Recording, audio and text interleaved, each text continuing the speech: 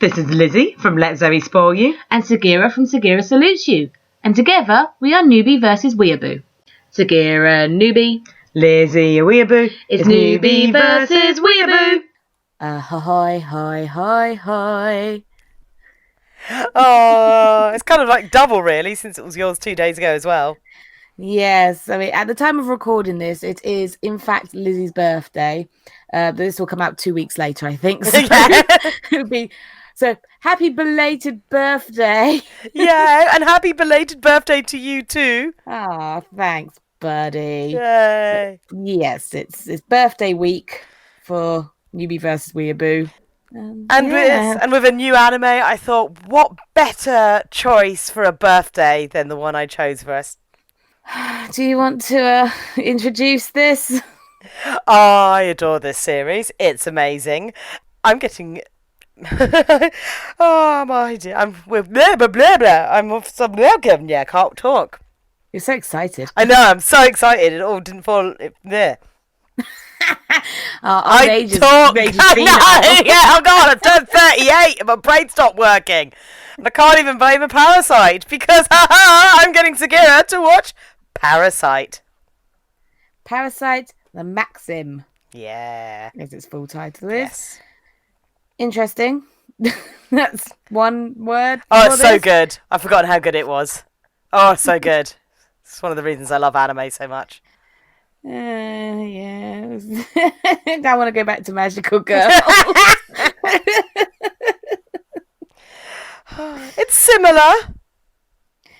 I can see similarities, but it's really not. I mean, you're starting to get a little bit of the themes of what makes up my favourite animes. Yes. Which is basically, you know, social commentary. Things aren't as they seem, and not everything is black and white. So yes, we are doing back to our 2 episodes per episode, I guess. So we start off with episode 1, which is called The Metamorphosis. And all I've written for opening is, what the fuck?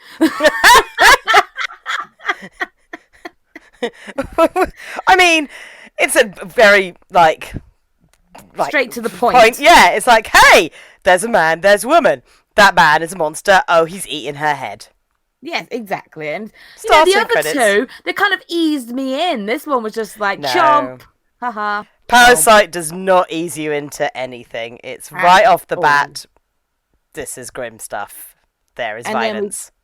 And then we go into the intro, which is a lot of dubstep. It's dubstep mixed with like metal bands. Because at the time, there was a lot of dubstep going on. And a lot of like weird dubstep metal.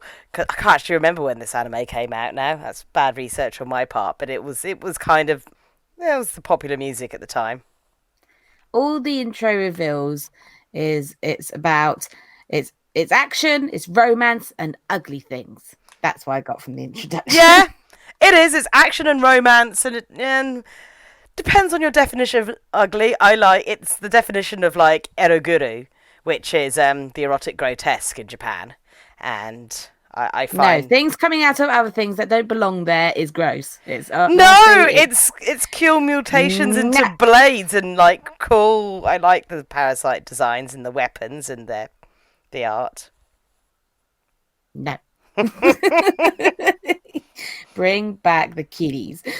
There was a kitty in one of the episodes. Yeah, let's get into that, shall we? Let's get to that part. Well, I'm not going to jump ahead. No. Anyway, so yes, we meet our protagonist who wakes up hearing a strange voice. So already we're going, okay, straight into it. This is the guy. Something's going on with him. And his name is Shinichi. Shinichi, yeah. Shinichi, yes. I had to spell it phonetically again. So, yes, Shinichi, and he's a teenager. And he's annoying to start with, I found, because he's just moody to his parents and he's rude. And they're making him breakfast. He's just like, meh. He's like, oh, come on, your mum's just made you a delicious breakfast. What's wrong with you? And the other thing we know about him is that he doesn't like spiders. No. Which, as we've learnt with most of these animes, this is an important plot point because why put it in there if you don't need it? And they did need it. They did need it to prove a point. But yes, so he doesn't like spiders, and his hand feels weird.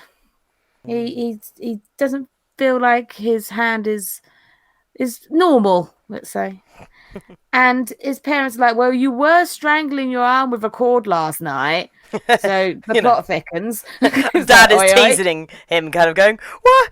How was the snake? Did you solve the snake? And he's like, what are you talking about, Dad? I have an interesting point about the snake. That it doesn't really look like a snake? No. When we get to this bit, I will explain. But yes, there's an interesting point about the snake. So after this, we cut to where the first scene was taking place in the flat where the alien chopped off the woman's head. And we can see a guy with very weird eyes and a melty face. And we're like, you're not normal. You're something. And he's repeating everything that he's hearing. So we know that whatever this thing is, it's learning. Yeah. It's trying to be a human. And then we hear a little girl's voice. He walks off and we hear a splat. Now, already child murder. Yep. So, again, no easing. Just chomping off head, killing children, weird hand feelings. Yes, that sums it up. Yeah. So Shinichi is walking to school. And here we meet the love interest. Yeah. And we know it's the love interest because he's all embarrassed when he catches her and he's like, oh, what's her name? Murano? Yeah, Milano. Hers is harder to pronounce because I think it's Murano. Murano. Yeah, Murano. Yeah, so she sneaks up on him and he grabs her, and then he notices that the hand is just squeezing a boob. But what makes me laugh is her reaction, because she's not shocked or anything. She's just kind of looking at him while he's there groping her. What is that? This delayed delivery of did he really just do that? Fair enough. Okay. I mean, if a boy doesn't normally just go and grab your breasts and, you're supposed to be friends, then I'm sure there would be some sort of bullet time of, hang on, am I feeling what I'm actually feeling right now? And is that you doing it? So, okay, I can understand that. But Shinichi finds that his hand is independent of him. It seems to be doing things that he doesn't realize it's doing. And he's traumatized that he's grabbed the boob. He's like, oh, I'm so sorry. It wasn't me. No. And as all anime teenagers react in these shows. Flail around the place. Oh, no. I'm an innocent teenage boy. But at this point, we also meet his best friend, Yukio. And she's another girl. And she's nerdy. And it's just the introduction of his good friend. Yeah. In class, Shinichi is tired, and then we get a flashback as to why he is tired. He's in bed, and a needle-nosed glob booger is crawling towards him. Yep. And it's trying to find an orifice. Yep. So it goes up to his ear, and it's like, oh no, there's a big bud in the way. What do? I'll go up the nasal passage. But at this point, it doesn't know what nasal passage is, because it's just looking for a hole. Yep. Any hole's a goal. Yeah. So it's like, I look like a booger, I'll go up the nose. Yeah. This is apparently how they talk at this stage, apparently. It has broken speech and talks like I has cheeseburger count. Yes. So it goes to go up the nose, and this makes him sneeze. He's like, what is that? So he freaks out, because we know he doesn't like bugs. So as far as he's concerned, this is a bug. Although he keeps calling it a snake. I'm like, it's clearly a bug, but you know what? I'll get onto that. And so he's like flailing around and he's trying to get it. And he's like, no, you're not going to get inside me. So it goes, I'll just go through your hand. And it makes a hole in his hand, which again, traumatizing. And he starts to move its way up his arm. So this is where the cord comes in and he wraps it around because it's trying to get to his brain. And he's like, not today, wormy, globby booger thing. Yeah. So he wraps the cord around and he turns off the circulation.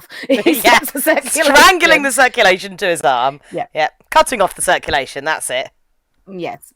And the parents come in at this point because obviously, there's a ruckus in the household and it's like, we're trying to sleep. Now, here's the interesting part. Sub says snake. Sub says worm. No, because he says hebby. And hebby is the Japanese word for snake. That's fine. But in the English version, he says worm. If I didn't have the subtitles on, I would think it was a worm. But you say snake, I say worm. Oh, weird, because technically I look at it and I think I see a weird needle-nosed worm or weird creepy caterpillar, but he's going snake, and it is meant to be snake because he's going heavy, which is snake. Which is all and good, but they've translated it into worm. Yeah. So I'm guessing because worm makes more sense. Yeah. I mean, later on he said he uses worm as well, but in the initial shock he just thought a snake had got into his bedroom because, they have snakes in Japan. No, later on he says snake again because I wrote that down as well. I was keeping an eye on the worm snake situation.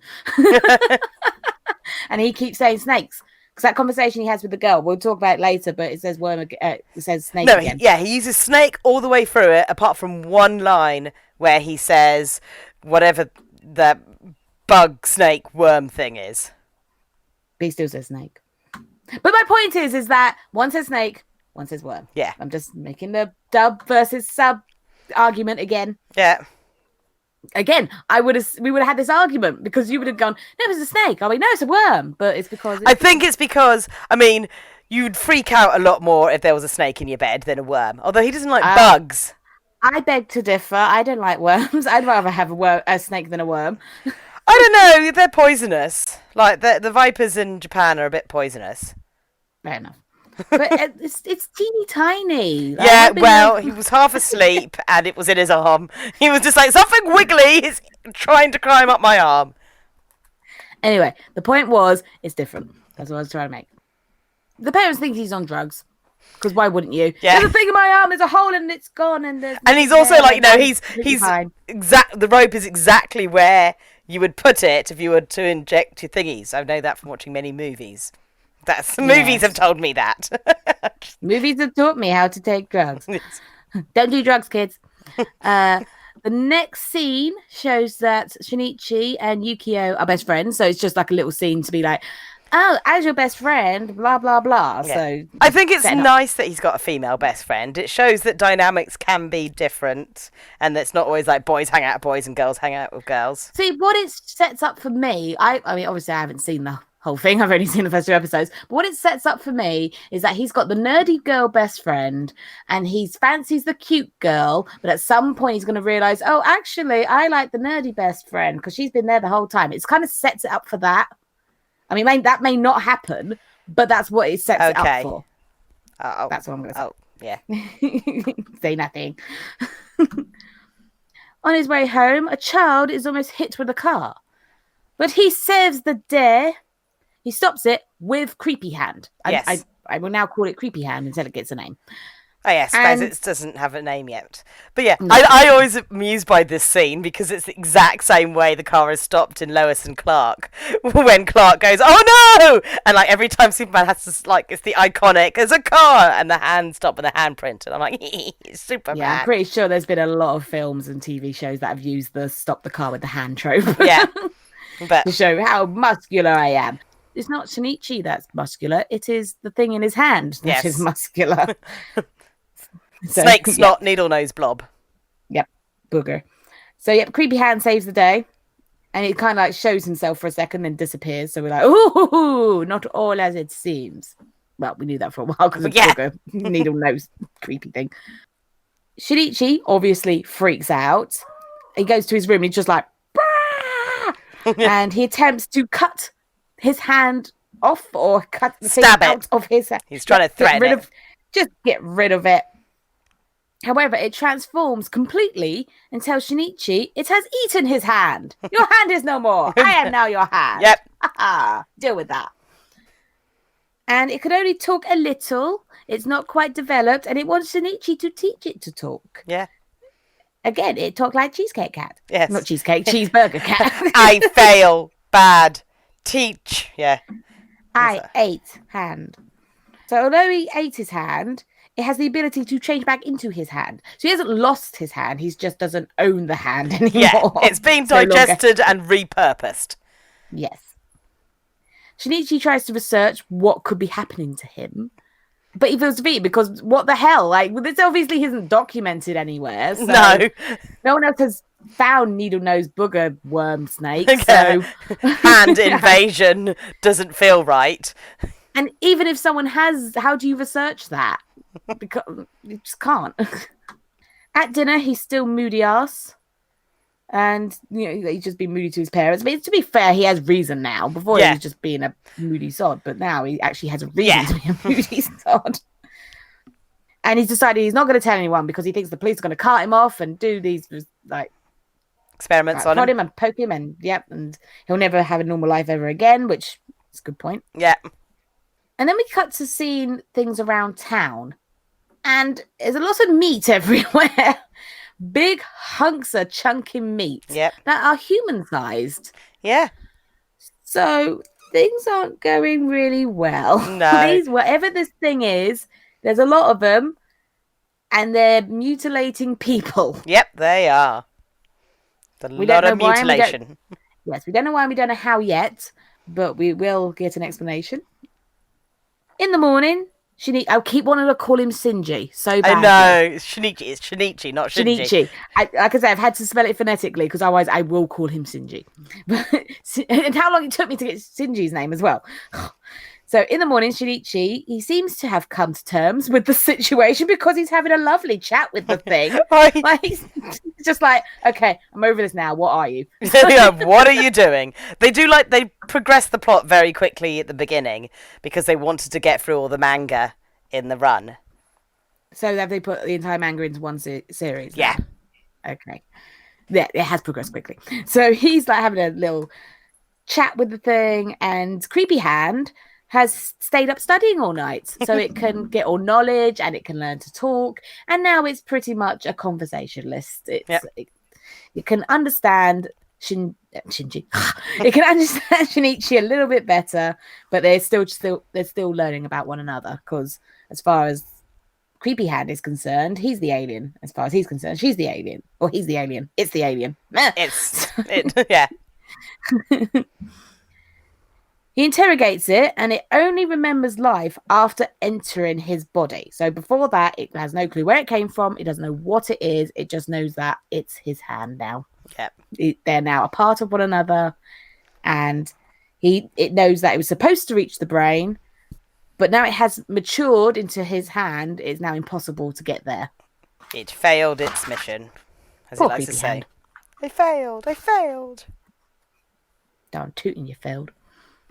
Shinichi wants to cut it off, but Creepy Hand says it needs his nutrients, will survive.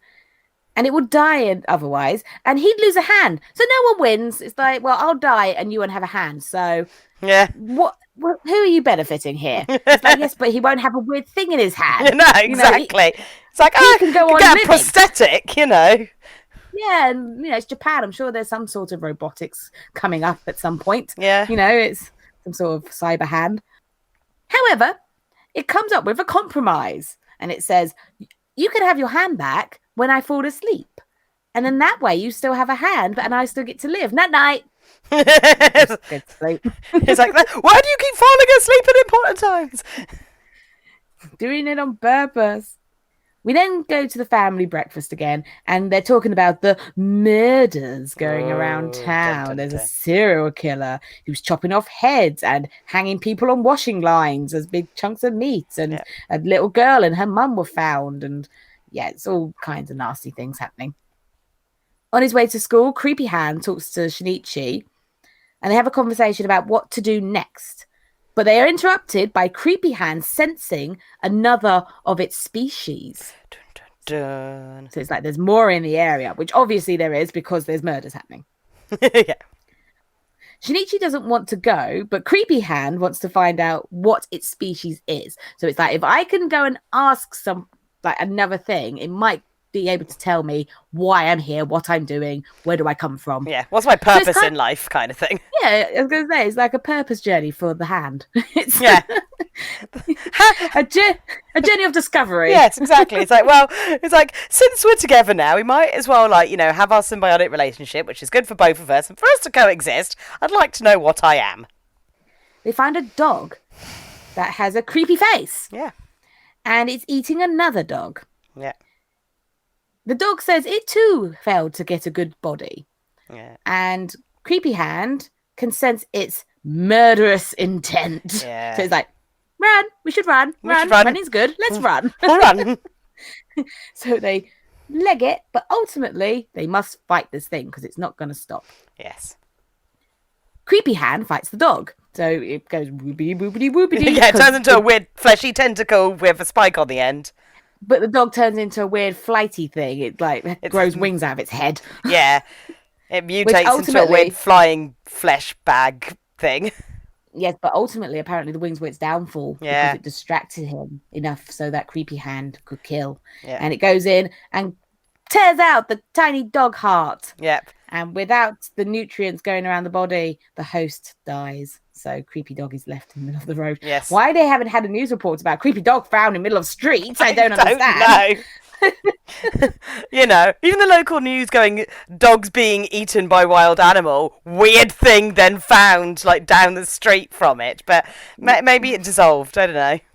Who knows? Maybe. They're too worried about the murders going on to care about weird dog deaths and, mutant blobs. Shinichi realizes that Creepy Hand has no emotions. Now our connection to Madoka, because Kyubey also had no emotions, and now this thing has no emotion. I'm just like, are you trying to do connections here? I wasn't intending to. I really wasn't intending to. Madoka is now like Parasyte.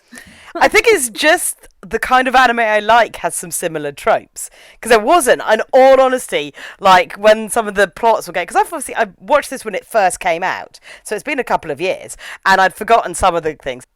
So he realizes that Creepy Hand has no emotions, which is troublesome because if something hasn't got emotions, they can't understand people's emotions. As we found out from Madoka, it's very difficult to empathize. To be empathic. Feel empathy. Yes. Oh yes, that was what I was saying. It's not really the connection, but a trope in certain animes is the fact, and actually in a lot of science fiction and other things, is the trope is like humanity is humanity because of our ability to empathize, and that's what makes up humanity. So it's when there's these questions of what is human and what is not human, it's not so much of if it looks like a human, it's more to do with the fact that like what makes us unique is our ability to emphasize. And so a lot of anime uses alien races as a way of kind of discussing the issues of humanity because they aren't human and therefore don't have emotions and work as a reflection of our own kind of ego and stuff. So, and see ourselves through a lens of like if you weren't full of emotionals and empathy, like emotions, yep, emotions and empathy. Yeah. So we've got another thing where we're dealing with emotions. And we're going to be experts on emotions at this point. Oh, yeah. We cut to 2 days previous where a crazy man kills a woman. I couldn't really see this scene because it was so dark and the light was reflecting off my screen. I'm like, is that what I saw? Just a man killing a woman? Or did something else happen? Okay, cool. Yeah. Right. Because she's still wearing clothes. Oh, I assumed you would say, I'm wondering if he was raping her as well, but no. No, I just assumed that he killed her. Yeah. No. But he sees a little speck of the little Parasyte delivery speck coming down. We see something coming, and we realise that it is Creepy Hand's ship, seed, fluff. Yeah, spore. Spore, that's a good word. Spore. Yeah. And hello, Luna. And well, you called the fluff. I call the fluff and she appears. Hello. That's it. You can't go over there now. And yet we realise that the needle-nosed booger is from space. End of part 1. Okay. Yes, so that's the end of that episode. And it was just, as they always are, an introduction to what's happening. Yeah. They're usually quite quick and they're usually quite to the point. It's like it feels like it goes really quick, but it's the same length of any other series. Everything just happens so quick, and it's like bam, bam, bam, bam. Stuff is happening. Here's a creepy hand. Here's a dead dog. There's some other murderers. What happens if murderers get murderous spore blobs? Ooh, things are bad. Oh, I think it was in that first episode as well. I didn't mention it because I didn't write it down. But he sees a spider again after he handy thing, and he just picks it up and throws it outside. And they're like, oh, "You picked up a bug?" And he's like, "Yeah, yeah." So No longer scared of bugs. No. His Well, sense of fear is reshifted because of what's happening. Because you've got a weird thing in your hand. Yes. And you're dealing with weird sheep. Weird sheep. Weird shape-shifting beings. So, like, all other things just become irrelevant when you have actual fear to be fearing. But then we moved on to episode 2, which is called The Devil in the Flesh. Beautiful title. So epic. And we open with a woman being hassled by a group of gross men. I call them gross because they are horrible men. They're being horrible. Unfortunately, it's a thing that happens a lot in Japan. That kind of like, oh, come on a date with me. Oh, come on a date with me. Like the weird, forceful dating. It's interesting. What I must note is the manga was originally written in the 80s, so it reflects a lot of the kind of social, especially as it goes on, social commentary of like what was happening in the 80s. And when the anime was remade, when the anime was made, they updated some of it. Like one of the weird things they updated was like the cell phones, because in the original manga they've all got the massive brick cell phones, but in this one they've updated it so when you see a phone it looks normal. I know it's such a weird little thing to be like, they've updated the phones, they're not carrying giant bricks around, but they kind of tried to update some of the social commentary, but some of it is just so in the story. And that it was a time of like when the economic bubble was collapsing and there was a lot of stressed youth, vagrants, and violence, which all comes into play with like the scene, like the cat scene. So the gross men are trying to bother this woman, but then fighting businessman comes along and he beats them up and he's like, "You'll come with me, or we'll walk together." Yeah, we'll walk together. Slightly different. But he walks with her, and like we clearly know that he's going to be like this parasite thing, alien, because of the way he's acting and the weird and the fact that the eyes they can't quite get their eyes to sync up, so you can always see their eyes rolling around. But the fact that he helped that woman, I mean, surely he's helping her because of empathy. Because he wanted to eat her. Oh, he wants to eat her. All right, that makes more sense. Yeah, okay. He wants to eat a good meal. He didn't, but got it. So he was like, "That one's my dinner." Yes. Okay, so. Yeah, he beats them up and he goes to walk with the woman, but then the guys turn up again and they smack him around the head. And at the point that he doesn't collapse to the ground or he doesn't react in any way, that's the point that you run away. Yeah. Because that's not how someone reacts when you smack them in the head with a lead pipe. No. But they don't. They're going like, fight us, you coward, mahaha.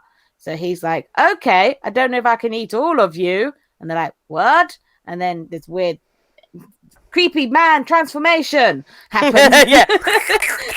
I love them. I love the way the flesh peels away and it extends. Oh, it's gorgeous. And because they're supposed to take the brain, a lot of it happens with the head because that's where they're living. Yeah. So yes, his head comes apart and he slices and dices and they're all dead. And then we have an intro.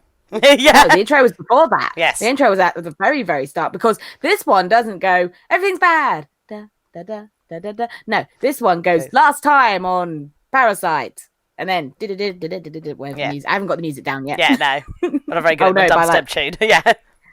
Yeah, I'll know it by like the third Newbie versus Weeaboo. But until then, it's da da da da da da. Yeah. So back to Shinichi. And he's decided to coexist with Creepy Hand. He's like, let's just get through this. Let's find out what you are.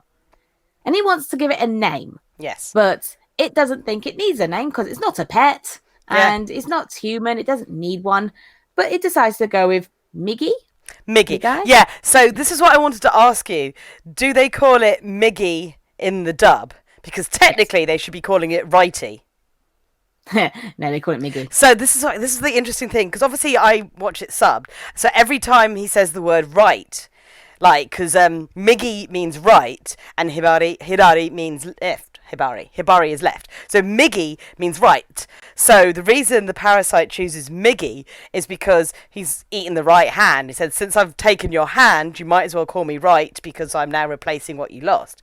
So I was like, so technically in the dub, they shouldn't call it Miggy. They should call it right or righty. Which is why it didn't make sense, because he says, call me Miggy. And he's like, Miggy, isn't that a bit simplistic? And it's like, well, I did eat your right hand. So you yourself go, okay, so it must be something to do with the right hand, because Yeah, you have to work it out as a viewer because they call it Miggy. Yeah. So I think that's silly. They should have just called it Righty. I mean, I know it sounds silly, but Miggy is just basically right. Righty. So yeah. No, call it Miggy. Well, that's silly, but you know what? I don't think they've realised that sometimes names are words as well. But at school, we see Shinichi is good at sports. And Yukio is trying to set up him and Murano. She's like, look how good he is. Hey, get a next shot and she'll forgive you. And so she's trying to make a love connection there. And we see that it's Miggy who's making Shinichi look good with the accuracy and everything. So benefiting each other. Shinichi tries to explain himself to Murano about what happened with the grabbage. And then he gets a day out of it. So she can't be that upset if she's willing to just be like, well, if you take me on a date, maybe we can talk about it. And then she asks him if he is who he is. She says, like, are you Shinichi? And he says, of course I am. And I wasn't going to add this because I thought it was just like, a throwaway line. But it does come up later as well. Yeah. So I was like, okay, so it's important then that she's asking him. Yes. Miggy tries to understand Shinichi's attraction to Murano and saying like, hey, I feel that you would want to mate with this female. But they are interrupted on their facts of life talk by Kazuki, I found his name was. Yes. Did you see what Miggy turns into and why he's hiding his hand from her? Was it an erection? The hand turns into a penis. Like, you can see, like, the outside of its head and stuff, and it's this big fleshy thing. And it's like, oh! So basically, he's talking to her. He's getting a bit like, oh, I'm attracted to her. So Miggy goes, oh, you're aroused. I'm a penis! And then he has to hide it. And so it looks like he's trying to hide his own erection, but he's actually trying to hide his hand that's taken on the form of an erection. But Kazuki turns up, and he says that he wants to be with Murano, and he's known her for so long, and so he should be with her, blah, blah, blah. And he starts beating up Shinichi. And poor Shinichi doesn't want to do anything because it's like, Miggy will kill him. Yeah, exactly. But Miggy's not listening. He is, because we find out it's a he, because he keeps calling him he. So he is his own hand. Yeah. And he's like, I'm not going to take this. And whop-poof. Yeah. He's like, did you kill him? I mean, the guy deserved it, because it's that very macho thing. It's like, let's fight over it. And the winner gets her. And it's like, well, she's not a prize to be fought over, but it's another one of those tropes of like, yeah, we'll fight and the best one can go after her. It's like, well, she was the one who asked him on a date. So, dude, just leave it be. Yes. Miggy smash. So... There's no chance there, but he gets up, runs away. We also find out that Miggy can sense what Shinichi's body needs because it's like, you need to urinate. Yes. It's like, your bladder is full. And it's like, okay. So goes off and he starts to urinate. And then Miggy is curious about erections. So he's like, let me give you an erection. And it's like, no. Not when there's other people here. It's hilarious. And so he's like squatting away, trying to stop Miggy from giving himself a hand job. He's trying to urinate. So obviously it looks like he's talking to his dick. And he's just like, shut up, stop doing that. No, I'm not going to listen to you anymore. It is comical. But Shinichi gives Miggy a cold shower. Yeah. On the cold water. He's like, that's cold. I don't care. Deal with it. Just calm down. So we now find out that the killings are being called the Mincemeat Murders. Yep. Because they're so gross. People are essentially being turned into mincemeat. Basically. And it's all over the world. It's not just Japan. It's everywhere. And Yukio talks to Shinichi about it. Do we find out that her brother's a cop? Because he was saying, what does your brother think of all this? And yes. Yeah, so... Yeah, because so I wasn't sure if it was detective or cop or... Detective. They're always detectives. It's a sexier job. Yeah. At home, Shinichi and Miggy try to work out what he is. And they come to the conclusion that they are cannibalistic. Lizzie. Cannibalistic. Well, no, because they have that conversation over the dog. No, they don't. They don't. They're sitting at home in his bedroom and they're researching what she is. And she says, well, I keep saying she because she's in the dub. It sounds like a girl, but it's not. It's a boy. Yeah, it's got a squeaky voice. Yeah. But he says, well, humans are eating humans and dogs are eating dogs. Okay. So from that, we can conclude that we are cannibalistic. So the conversations happens then. So I would have written it down earlier otherwise, Lizzie. Yeah, it must be there. Although the wording is different. Because I swear that, like, they had it earlier, but never mind. No. But, yeah, no, it says that the dog's forms will only eat another dog form, and the ones in people form will only eat people, and that their race is cannibalistic. Although it's technically not cannibalistic, because once they've been invaded by the parasite-y things, they're then parasites. So it's really parasites eating people. So it's not technically cannibalism. Yeah, but they eat the form that they've taken, so it becomes cannibalistic. Yeah. Sorry, cannibals. But, you know... Oops. Oopsie doopsie. I didn't remember. I just thought... Well, let's just carry on, shall we? Yeah. Shinichi wants to tell someone, but Miggy doesn't understand the language that he's using because he's like, what was it he was saying? He was saying like, what was he saying? He said he uses basically a couple of phrases that Miggy doesn't understand because it's kind of like a double meaning, and that's frustrating Shinichi. And Miggy says that its species is only there to stay alive by eating humans or whatever they turn into. And Shinichi is upset that it's his species that they chose. Miggy values its own life and will stop Shinichi any way it can if it's threatened. So if Shinichi's like, right, well, I'm going to cut you off or I'm going to get rid of you, then Miggy will turn around and get him before he can get it, basically. Miggy scares Shinichi by telling him that he could lose his power of speech and the power of sight and the power of hearing. And then he notices that he is terrified. Yeah. Now, how can you notice an emotion if you can't feel it? I can only assume that's what he's learned. When you feel fear, you set off different chemicals within the brain and in your system. So, like in things like fear, you set off, is it adrenalines and stuff? So if Miggy knows all the nutrients going round and all the seismic activity in the brain, wrong science, that activity, because obviously he can tell when he's hungry, when he needs to like urinate, erect. It's like because of the different chemicals you give off. So fear has a very strong chemical reaction within the body. It does, but it's also that it's like you can get the same feeling like when you go on a roller coaster. Yes, you're scared, but it's a good kind of scared. Yeah, it's like an adrenaline rush. Miggy's also smart and has been learning and pretty much knows that if you threaten to kill someone and they're giving off the fear hormones, then they're probably scared. Because that's all I could get from it, is that he's learnt it from books and researching what chemical reaction equals what emotion. Yeah. Because otherwise, how would you know? Because he wouldn't know what it was called, what that emotion would be called. He would have researched it. I mean, we know that Miggy basically spends every night up researching. Shinichi is at the mall, and they are spotted by another of Miggy's species. They try to escape casually, just walk away. But Shinichi wants to meet the other parasite. He's like, I need to see it. I need to confront it.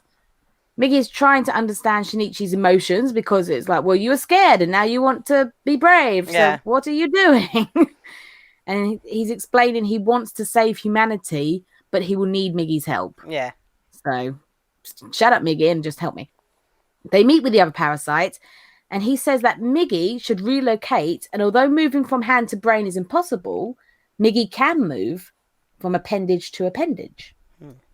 We then get disgusting parasite transformation. I like this one. I like the way the face goes up and it's a big tentacle of a claw at the end. Yes, the claw, which chops off his own hand. And he's like, here you go. Here's a new home for you. Yeah, come join me. But can you hurry it up? Because I'm kind of losing blood now. Yeah. But he says, like, if they join, then they will become stronger. Yes. And they could live for hundreds of years. But to do this, they would have to kill Shinichi so that he can wiggle off into the other body. The parasite goes to kill Shinichi, but Miggy saves him and kills the parasite. Shinichi is confused by this because it's killed its own kind. So it's like, well, why did you do that? And he says he's only interested in saving himself. And as the transfer was uncertain, staying with Shinichi was the only, it was his best option. Yeah. It was the only outcome he knew was going to benefit him. So the next day, Shinichi is on his date with Murano. So pancakey.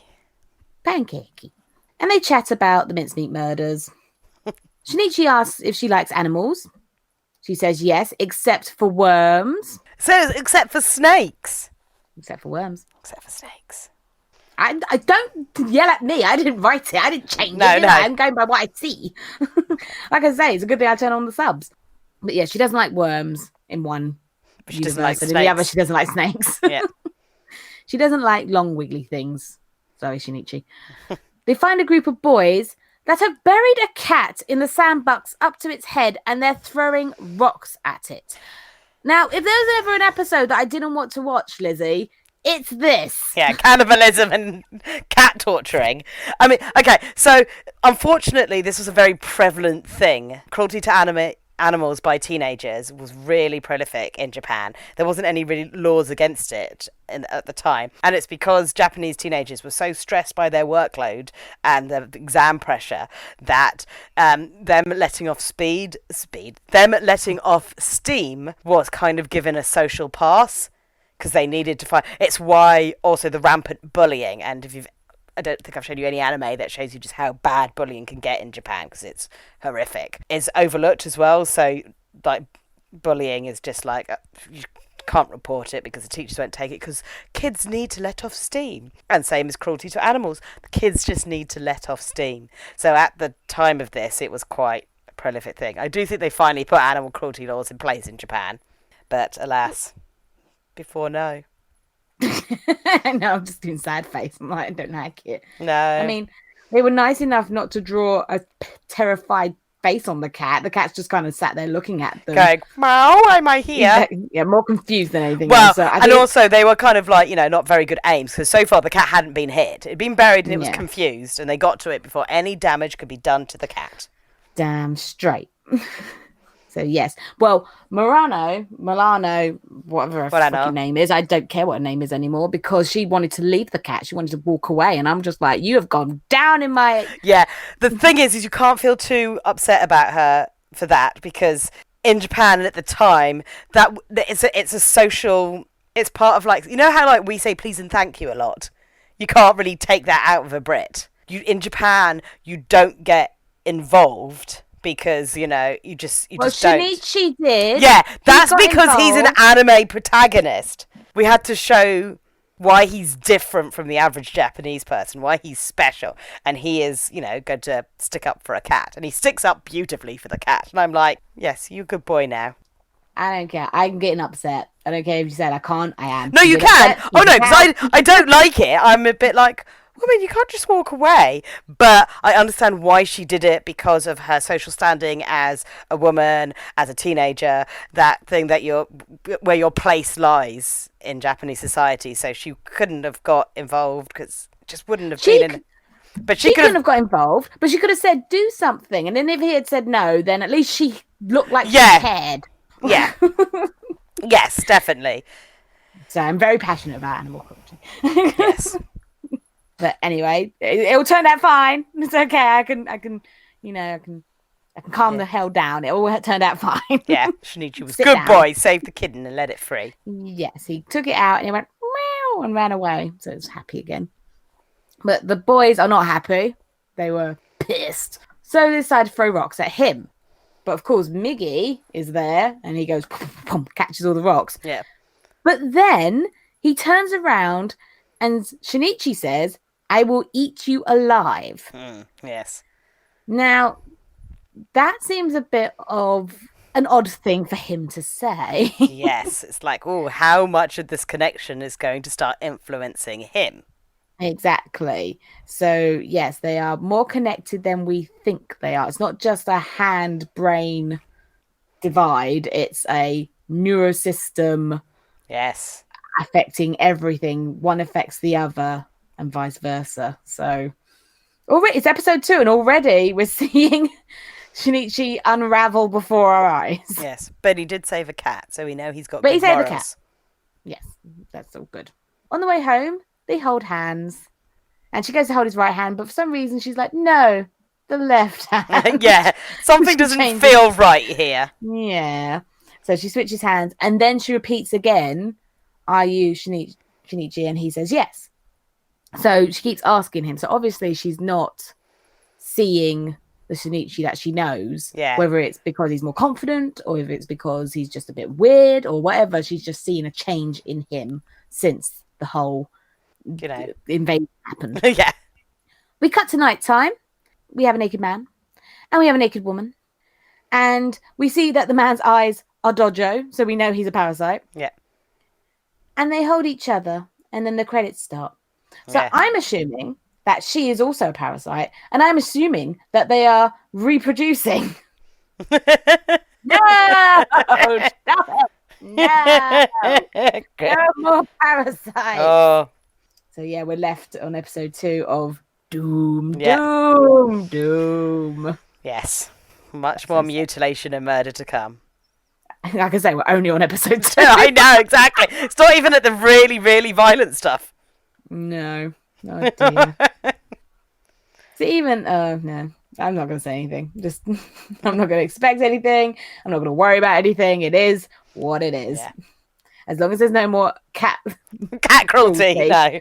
I don't think so.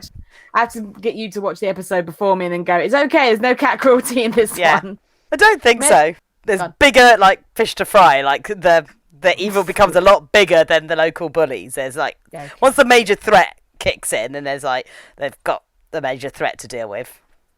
I mean, I don't like. I'm upset about the dog as well, but it's being a cat owner. I mean, I did have to get up after that point and go hug Luna because I was like, no, the kitty, no. I'm sure if I had a dog and saw the dog being eaten, I'd be like, no, the puppy, no. Yeah. So, I mean, like when we watched Battle Angel Alita and the puppy and that, I was like, no, the puppy. So yeah, anything animal cruelty. I think that for me is worse than cannibalism. It's two different things, Yeah. I'm sorry that I keep choosing things that have animal cruelty and cannibalism in them. And then spots. Because by the end of Madoka, we had animal cruelty as well. And I'm like, Jesus Christ. Well, I know that Attack on Titan is coming up at some point, so I might as well get used to this. Yeah. There's no animal cruelty. Huh? There's no animal cruelty in Attack on Titan. No, but there's a plenty of cannibalism. Oh, it's like therapy for me, this. I know. I will try and choose something that's I really like the stuff that goes like your this. Thing, it's fine. Don't worry about it. It's okay. It's just, I really like anime and social commentary. I've got to get over it, I mean, there was a time where I wouldn't watch anything violent. Like it gave me nightmares. But then I started watching things like Dexter. That's very bloody and very graphic, and I was okay watching it. Like the more I watched it, the more I don't want to say immune. I don't want to say I got immune to it. No, you don't get immune to it, but But you just get... You build up a bit of more of a resistance. Yeah. Yeah, because to be immune to it would be really worrying. Yes. I don't know. I mean, that would be worrying, but the fact that I get a kind of sense of pleasure from it is also worrying too. Yeah, but it's the erotic grotesque. But there's also that thing in your head that this is a cartoon. This is fake. Yeah. I mean, I like violence in actual movies as well, but I know that it's all fake. I know it's not. I wouldn't watch a realistic snuff film, or I wouldn't go down to the morgue and watch an actual corpse being cut out, because that's a real person and real blood and real nasty times.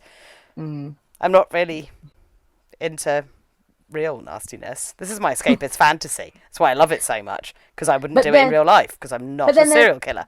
But then there is that thing of we like watching true crime stuff. Yeah. Because of that morbid curiosity, It's like, where's that line? The line's very fuzzy in this kind of thing. I don't know what it is. It's like, yeah, I'm happy to watch true crime things. And I don't know. It's just something in your brain that tells you like, okay, this is fact. And it's, it really happened. And it's kind of like a good social story of why you shouldn't trust certain people and what you should look out for. I am fascinated by the dark places in the people's mind, and like how would your mind even get there, and what would create those kind of thoughts and feelings. But I'm pretty sure I'm not going to do any of it. In fact, I'm damn sure, because I've got no interest in that. I mean, today I watched like the My Little Pony movie, so for every time I go, oh, that's really violent, I was like, what should I do for my birthday? I really fancy the My Little Pony movie. I know. As soon as I got Disney Plus, the first thing I watched was Winnie the Pooh. So yeah. My guru. But yeah, it's hard. It's a really hard one.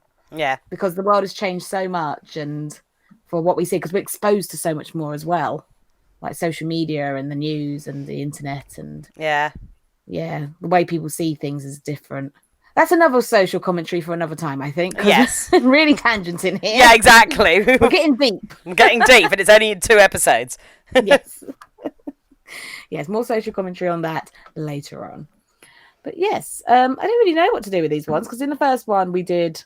What did I do for the first ones? For Medica, I asked you questions. For Evangelion, we did what to do in lockdown. So I don't really know what to do with this one. Okay, here's my question, because I need niceness. What's the cutest thing your cat's done? Sleeping in her box. She's all warm, and I got a present in a box, and she just loves the box, and she crawls in there every day for a nap. And when I come home from work, I open the front door and the box is right there, and I'm like, baby, where are you? And you hear meow, and first her little paws come out, then she crawls out the box to greet you, and then she crawls back in to have a nap. Oh, so cute. Nice. One of the cutest things that Luna does is she'll lie on her back with her paws in the air to sleep, and then if you disturb her, she'll look down her body at you, so you just see these 2 pairs of eyes with a load of fluff around it. It's like, you're so fluffy. The fluff baby. Yeah, sorry for listeners if this is a bit bleh, but I need happy cat times. There we go. This is how you're going to get over. Each episode will end on, and what is your nice thought of the day, rather than like what torturous evil are you thinking about? Yes, that's what we'll do for this series. We'll do the nice moment. Yeah. Something to think about that's not murder and mincemeat people and cannibalism. Yes, and animal cruelty. Yes, we'll do a nice moment. Yeah. We'll call it Sagira's therapy corner. Yes. Yes. Sagira's therapy moment. Yeah. Okay. What are you going to do for your social media? I'm going to keep it simple. To start off with, my social media is coming in on my right hand. Woo! Look at that right hand. Is it a parasite? Is it not a parasite? Is it going to grow an eye? It's up to Sagira and her animation skills. Woo! Parasite hand. Wait a minute. Is that Lizzie's face in her own hand? Ah! Social media. Okay. Okay, for mine, it's going to be happy cats. Oh, look at all the happy cats not having stones thrown at them. Oh, meow, meow, meow. Oh, meow, meow, meow. Oh, we're so happy. We're not being tortured and it's all niceness. We have happy homes. Meow, meow, meow. I'm so traumatized. Nothing happened to the cat and I'm still traumatized. Oh, kitties. Anyway.